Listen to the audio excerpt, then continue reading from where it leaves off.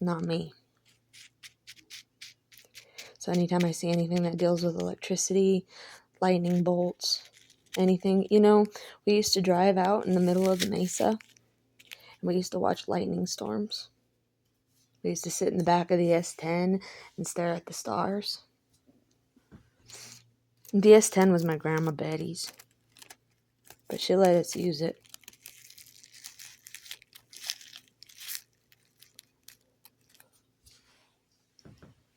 But we used to. And we used to watch little electrical storms and the lightning storms. And he used to take me to work with him all the time. All the time, whenever he could, he would take me to work with him and he would teach me how to do electrical. So I now know how to install ceiling fans. I know how to install the outlets. The only one I don't remember is a 3-way outlet. But I can install outlets, switches, ceiling fans. I can do a J-box. I know how to do the fuses now. I learned a shit ton of electrical stuff from him. And I had an obsession with electromagnetism. And I had an obsession with certain things. Just come to find out that he gave it to Christina and Hannah, not me. And he didn't want to do it with me.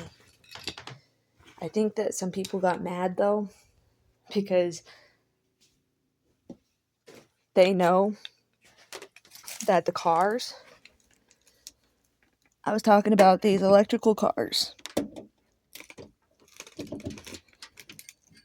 At the time when talking about them, I could do the math. I could do sketches, schemes, stuff like that. I was capable of doing all of that kind of stuff.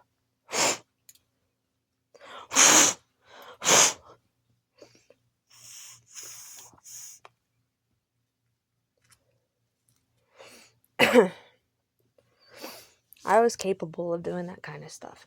But when it came down to the cars, I had a schematic of a car that went based off of static electricity. Just to come to find out that all that electrical and that electricity piece of fucking shit was sitting there fucking Hannah. Mr. Electro Callboy or some shit. Fucking piece of fucking shit, Hannah fucker, piece of fucking shit, electrician, piece of fucking shit. I hate lightning and I hate electricity.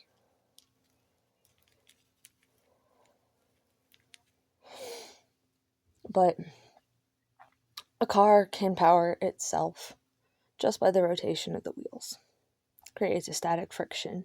And the static friction can be charged into an inverter. No need for a battery type thing. Well, kind of a battery. But the wheels turning and rotating themselves would create enough static electricity to be able to keep the car going. No need for fuel. No need for batteries. No need for charging. No need for that kind of stuff. It would be a self-sufficient vehicle. Oh wait, that's called sustainable, right? Where the sustainability was inside Dunn at the Dunn Elementary. Where at Dunn Elementary was his girlfriend and the other girl that was saying work for it, Cinderella with the Ain't Y'all girl. And it's like, and that one girl, Miss Lubbock or whatever, they go, it's like, yeah. But it's not fair, anything that I've had to go through. And it's not fair that I used to love all of that kind of stuff just to have to watch him give it to other fucking women and use it with other fucking women. We used to love to watch the rainstorms together, sit in the car, just smoke a bowl and watch the rain. There was a bunch of stuff that we did. Some demon grasshopper. There's a grasshopper species that not very many are known. It took me forever just to find the species of grasshopper. I used to be obsessed with science. Biology was my first major, and I used to be obsessed with science.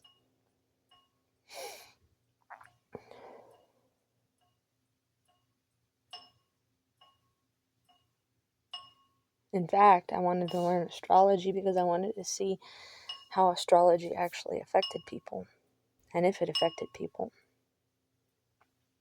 But turns out that stuff's not fucking important and stuff, and even if there were ideas and everything, it's like he still chose the other fucking girls. And I learned so much electrical crap from him. It's like I worked on the electrical stuff with him all the time. I went to work with him all the time, and I studied what he was doing. I studied electricity, I studied electrical, I studied all of that stuff. I read his JATC books. Some of them. Mostly the handbooks and the workbooks.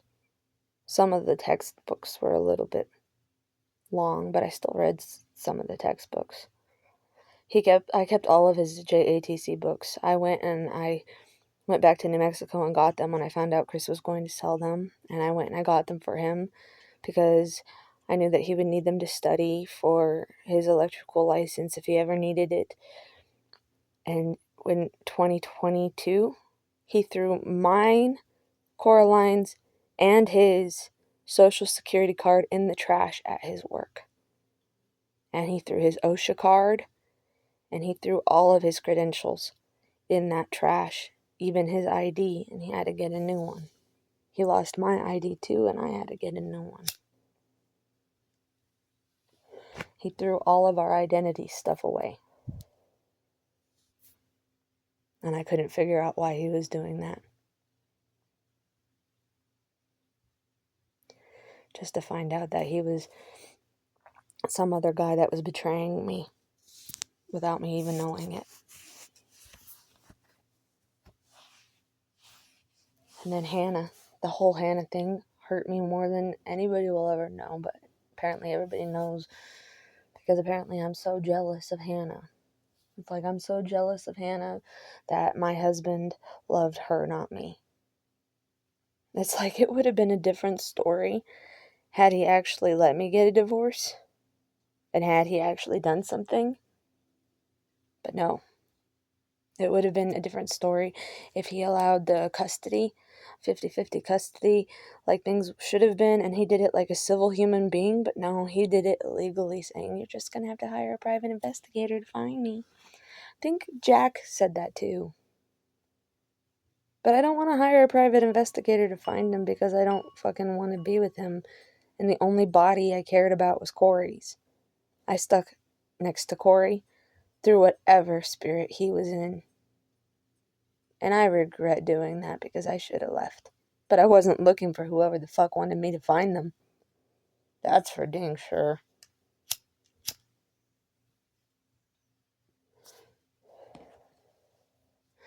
Because in 2022, people kept telling me, stop looking for something you're never going to find.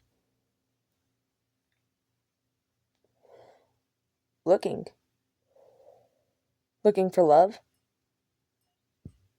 Looking for my husband. Looking for my child. Looking for justice. Looking for help. Stop looking for something you're never going to find. Those were the things I was looking for. But I was never going to find them.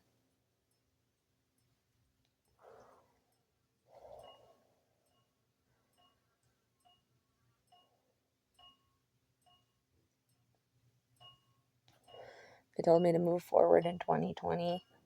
And then in 2022, they were like, move forward. And that's when they tried pinning me with domestic violence.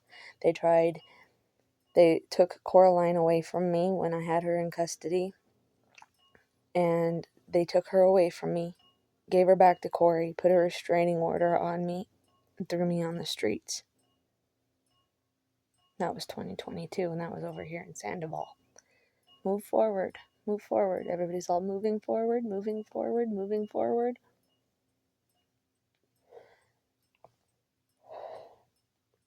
Half the people were saying moving forward, like the CPS here, this, that, and the other thing. They were saying move forward. The human services, they were saying move forward. My family was screaming at me, you need to do something or you'll never see your daughter again. It's like, I tried. And apparently I'm never going to see Coraline again. Everybody keeps telling me, just wait until you see her again. Wait until you see her again. You'll see her a lot sooner than you think. Wait until you see her again. When you see her again. Like, I bought her a ruby necklace and a ring and earrings. And I bought her a Coraline bracelet. And I bought her this necklace. And it's like, I bought her all kinds of gifts. I bought her some Skechers, some clothes, dresses. I bought her stuff. That way, when Christmas time came around, she'd be there. And I left the Christmas tree up with the presents. And I didn't even get to see her that Christmas. I haven't seen her since 2023. I haven't seen her since September of 2023. She came in the house crying, saying, I love you, Mommy. I miss you, Mommy. I miss you, Mommy. And then Corey would get pissed off that she was talking to me. And he told her to get away from me. And he controlled her to get away from me. And I sat there on the fucking couch like a dumbass with a stupid ass bow in my fucking hair.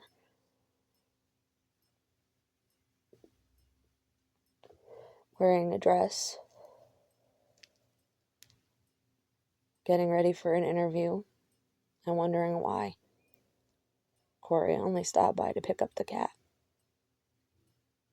Covered in hickeys.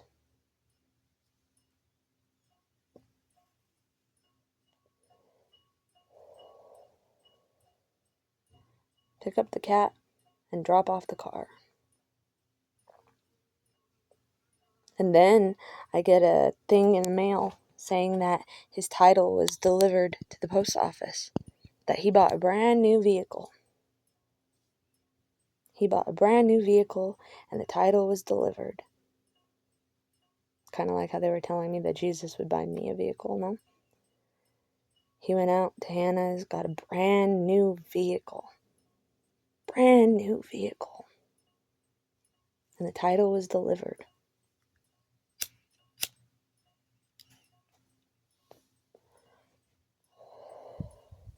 But I couldn't pick it up because I wasn't Corey.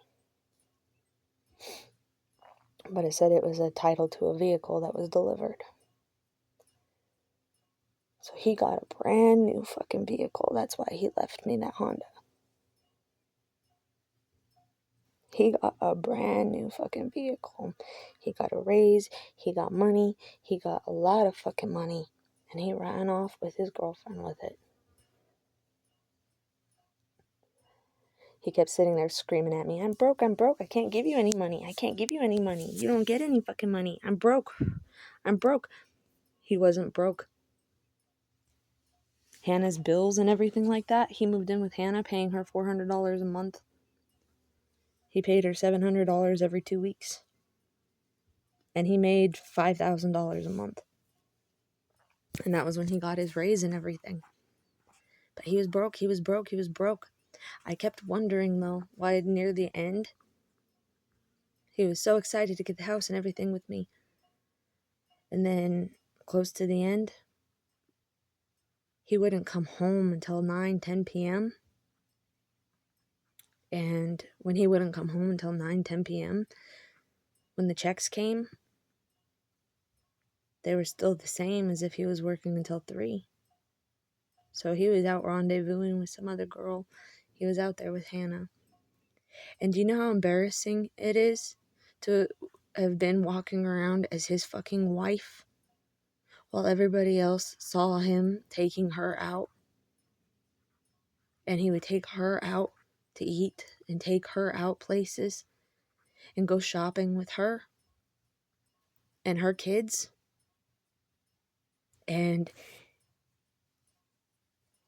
I was his pregnant wife, looking like a loser all alone, struggling to try to figure out how I was going to pay bills, how I was going to pay rent. And then closer to when April was being, like, when I got big in my 3rd trimester, I stopped working. And then I got kicked out right after I had her. And I had to move in with my mom in Fayetteville. Even though I didn't want to go to Fayetteville, I begged my mom not to sell her house out here. I begged her not to sell her house out here. And I begged her not to fucking move to Fayetteville, but she did anyway.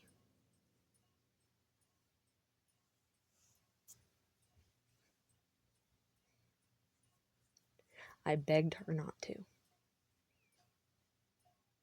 And she said that it's because Paul gave me the inheritance check.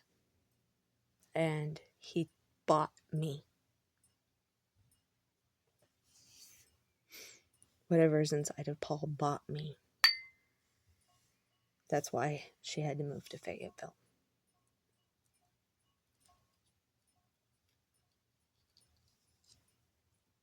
And that just... when my grandma and grandpa died, the inheritance check and inheritance and everything like that,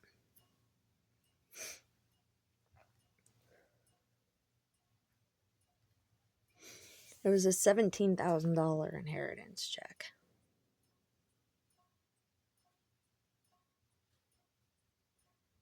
And I was dumb.